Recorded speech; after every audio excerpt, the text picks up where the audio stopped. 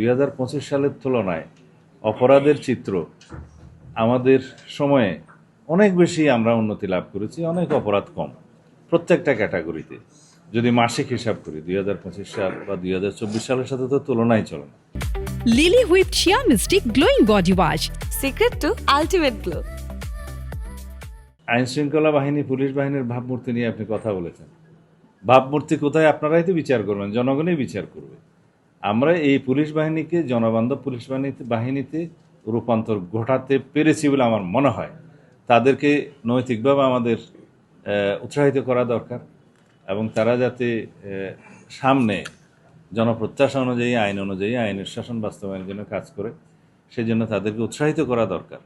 আমরা যেমন বলেছি আগেই যে রিওয়ার্ড অ্যান্ড পানিশমেন্ট নীতিতে বিশ্বাস করি।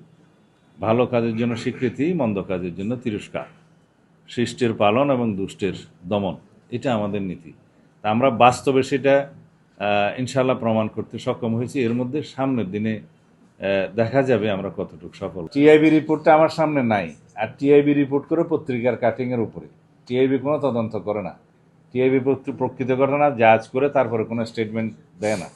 আমাদের সামনে যেটা আছে সেটা হলো পুলিশের অপরাধ চিত্র, এবং সেই অপরাধ চিত্রটা জেলা থেকে আমরা কালেকশন করি, এটা আমাদের রুটিন ওয়ার্ক, এবং সেটা প্রকৃত তথ্য।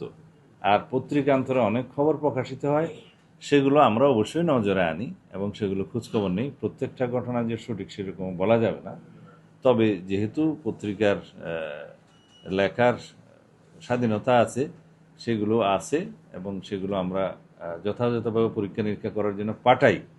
আমি সমস্ত পত্রিকার কাটিংগুলো সকালে না দেখতে পারলেও দেখি, সারা দিনের মধ্যে দেখে আমি কনসার্ন ডিপার্টমেন্টের কাছে পাঠাই যে এই বিষয়ে আপনারা এক্সামাইন করে আমাকে মতামত দেন, প্রকৃত ঘটনা কী।